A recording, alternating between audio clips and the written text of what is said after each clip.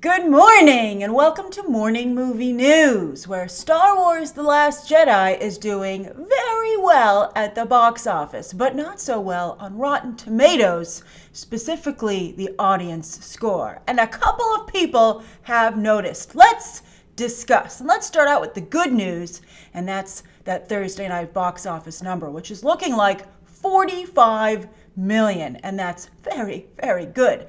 But this is an early projection for Thursday night, and it could even be 50 plus. That's amazing! And I know a lot of you went to see it last night because I have the pics to prove it. Yes, thank you so much. Star Wars ticket photos for the Movie Math montage on Monday are pouring in, and you guys look like you're having a really good time, at least going into the movie. Again, we're going to talk about that audience score in just a moment. But to give you some perspective, I liked the movie. Again, I really thought the movie was a fun time. I really liked it. And as you might recall from my review, spoiler and non-spoiler, I highly recommend it. So if you can get tickets. But anyway, because it's selling out, but they have it on so many screens. All right, I'm getting ahead of myself. But anyway, to give you some perspective, the highest Thursday night gross of all time is The Force Awakens with 57 million. So this is pretty darn close to that. So we could be definitely looking at the 200 million plus opening that Disney's hoping for, just as long as it has a 2 in front of it. And if it doesn't, that would still be quite good, but it would be a little bit of a letdown for Disney and Lucasfilm. But I think at this rate, it's going to have a 2 in front of it. Now, also, The Last Jedi is almost guaranteed to take second place for Thursday night openings, unseating Harry Potter and the Deathly Hallows Part 2, which had 43.5. And this is all thanks to Disney's incredibly aggressive ad campaign for the film. I'm sure you've seen the ads. They have, like on Thursday on television, they were airing ads saying, "See it tonight." And I think it said like tickets still available. So I love how overt, like they're not playing around over at Disney about what they want you to do. They're not playing coy or like trying to play it cool. They're like, see it now. And they did the same thing for Thor Ragnarok, interestingly enough. And that worked out very well. So there's no shame in telling people directly and outrightly to see your movie right now. And it is playing on a gajillion screens, the biggest ones too, as contractually obligated by Disney. Hilarious! And again, this is working, so you can't get angry with them. You have to respect it. You have to bow down to Disney's, business acumen. But, creativity is very important when it comes to the longevity of a film. Sure, everyone's going opening weekend, but are they going to see it multiple times? Will you be able to get people who are on the fence to maybe go back, who didn't love The Force Awakens? Like many people that I know, and they're like, I don't know if I'm going to see this movie. And I'm like, I don't know. I feel like that's a weird choice if you want to be involved in like the pop culture landscape. But yet, again, I can see, as I said in my non-spoiler review, some people being bored in the film. So I guess it is up to you whether or not you're going to go. And so a really big... Not only is a big opening weekend helpful in convincing those people to go, but so is word of mouth. And that's where the audience score becomes alarming. Now, the Rotten Tomatoes audience score is coming in at a 65, which seems like a stark contrast to the 93 rating that this has from the critics. Now, I would like to point out that this 65%, it could totally be trolls, right? People could just be going in there and like really lowballing the movie to bring the score down. Crazier things have happened, right? And it could also, it might not be trolls, it might be very upset hardcore Star Wars fans, as I think it's very clear the franchise is moving away. It's moving not in the direction that that group would like to see it go in, but I think a direction that is very satisfying to mainstream audiences.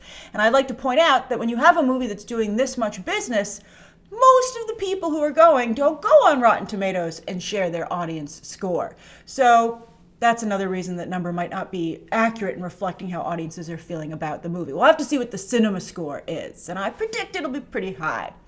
But anyway, I think that 65 as an audience score seems a bit low. It's funny, some people are already pointing this out. We're having like a Batman v Superman kind of conversation here, right? Either you love it or you hate it. And if you love it, you really love it. And if you hate it, you really hate it. And I think Disney's like, get that Batman v Superman stuff away from me. So anyway, I think a 65% seems a little bit low for an audience score, but I do agree that a 93 seems a bit high. And I wanted to touch on this because I'd like to point out that Disney, speaking of strategy, they're at it again.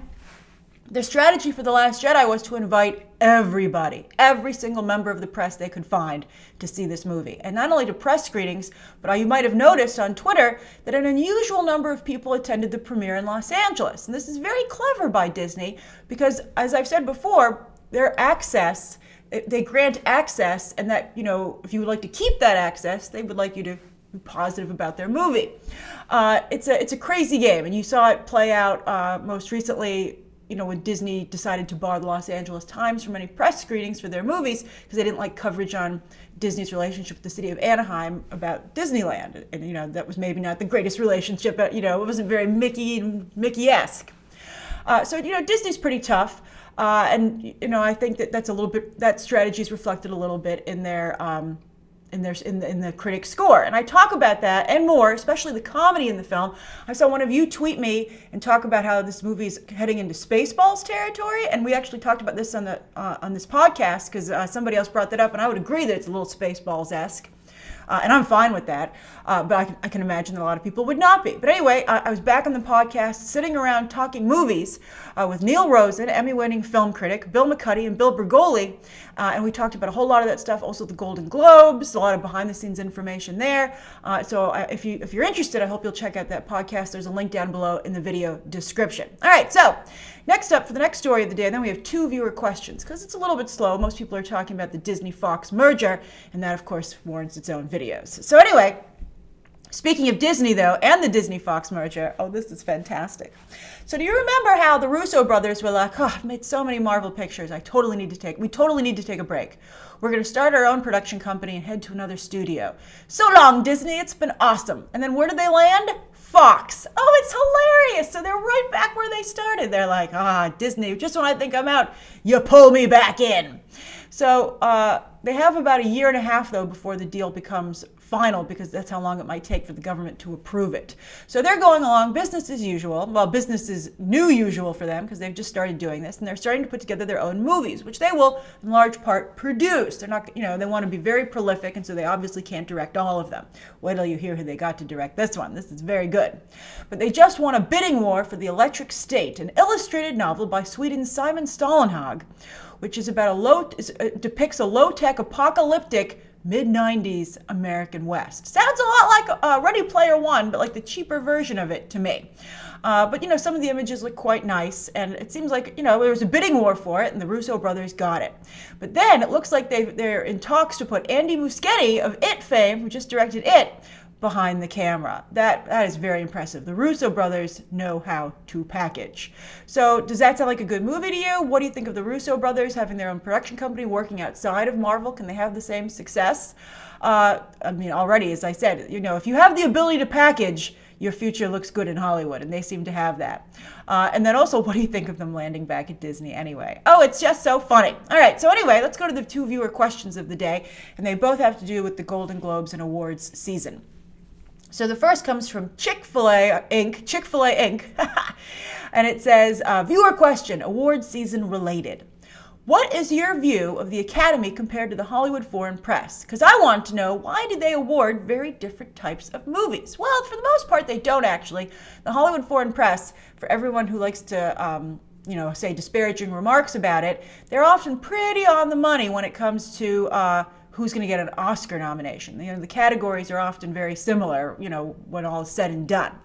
But they do occasionally throw in some weird movies there. But that's a little bit what we're going to talk about with the second question. But as for the 2 groups, the 2 voting groups, well, the Hollywood Foreign Press Association is foreign press that covers movies. And it's a small group. It's under 100. And they're very old guard. They're also a little bit easier to bribe because there's not that many of them. So it's cost effective, right? So there's under 100, and they're very old guard Hollywood, and they don't have particularly new members, right? Now, this is where they used to be very similar to the Academy, in fact, because the Academy, while a large group, also is old guard. There are tales of people from the studios going to retirement homes in Los Angeles to court Academy voters, because it's just chock full of them in there. But we know that the Academy, seeing the results, seeing the movies that get rewarded because of their vote, the demographics of their votership, are working very hard to change that. We've seen article after article about it, and whenever they announce the new members of the Academy, in the last 2 rounds, I believe, they've been very vocal about saying, look, see, we're inviting different types of people to join, and they're looking to get more diversity, a better mix of men and women, and then also a more wide range of ages. As I said, it's very old guard, a lot of people in retirement homes. And also the Academy, has flirted with the idea of making it so that you have to be recently working to vote, and that annoyed a lot of people who are retired and were like, this is all I have, damn it, don't take it away from me. So I'm not sure if the Academy kept that rule or not, but it was very controversial for that reason. But the thing is that last year we didn't really see a shift. I guess Moonlight did win over La La Land, so that might be the beginning of the shift. But still, it was very reflective of all of the other old guard awards shows. So I'd be curious to see if this year we finally see a shift in something that's more reflective of, I think, what the audience likes, what the industry is excited about. It's such a big difference between what the mainstream, the main group is talking about, and then what is a quote unquote awards movie. And it's a stereotype for a reason. And it really it should really line up with what people are excited about all year long. So we'll see what happens, but keep an eye on the Academy and see if their efforts to change their votership has been effective. So that's the difference. They're pretty similar right now, but the Academy's trying to change them. So let's get to Byron Nell's viewer question. So Byron Nell says, viewer question, Grace, when it comes to the Oscars, are the types of movies that do the best different to the Golden Globes? If so, how? Why is it the way it is? Hello from South Africa. Hello in South Africa, Byron. All right, so anyway, great question. So the first part, again, is that this is a smaller group and they're open to bribes. The Hollywood Foreign Press Association sometimes will reward a movie because the movie got to them, right?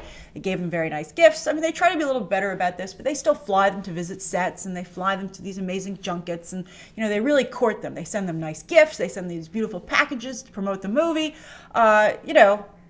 Ricky Gervais wasn't kidding when he said the Golden Globes can be purchased. So that's one difference in the type of movie. So, sometimes a movie isn't the best movie, but it has the savviest awards campaign team. Then also a star-studded movie is helped in that regard. The Hollywood Foreign Press Association is very aware of who they want to show up to their telecast. So they'll, for instance, The Tourist, so infamously nominated because it had Johnny Depp and Angelina Jolie in it. And I think it was surprising that they didn't get Jennifer Lawrence in there for Mother this year. I think that just goes to show how she should be a little bit more careful about her image. And also, she's been so overexposed on the award circuit, maybe they were like, it's time to get some new people in here. Who knows? But then also, sometimes they like being first on something. All the Money in the World is a movie that nobody has seen but the Hollywood Foreign Press Association. And they rewarded that early access with a ton of awards nominations. We'll see if it actually wins any of them. But I think that really changed the way that movie is seen by everybody. That everybody was like, oh, it's a last-minute hack job to get Kevin Spacey out of there. I can't believe it's making its Christmas Day release date. This is nuts. What are they doing? And then they changed the trailer, and it shocked all of us. And we were like, is this an awards movie or a Mark Wahlberg actioner? But then, when it got all the Golden Globe nominations, you were like, maybe this movie's pretty good. Maybe Ridley Scott has something there that it was worth protecting. And I think that, don't be surprised if that was kind of like a deal that was worked out, between, and I don't think it's so nefarious. I think Ridley Scott knows the Hollywood Foreign Press Association, goes to them hat in hand and says, you got to help me out here. This is why this film is important to me. He does a really hard press, gives them some access maybe, and then shows them the film for sure before anyone else. And look at the results. So let's just say, because it's a smaller, finite group, and also, it's a closed group, whereas the Academy are people who actually work in the industry.